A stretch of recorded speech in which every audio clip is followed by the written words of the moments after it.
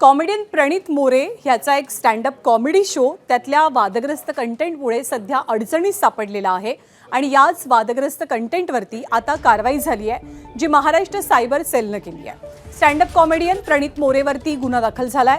कथित आक्षेपार्ह वक्तव्य आणि सोशल मीडिया आणि ऑनलाईन प्लॅटफॉर्मवर प्रसारित केल्याप्रकरणी प्रणित मोरे, हिमांशू आणि सेजल पवार यांच्यासह इतर संबंधितांच्या विरोधात गुन्हा दाखल झालाय।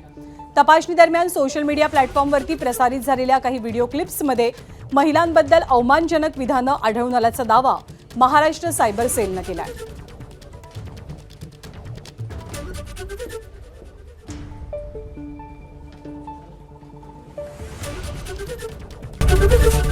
एबीपी माझा, उघडा डोळे बघा नीट।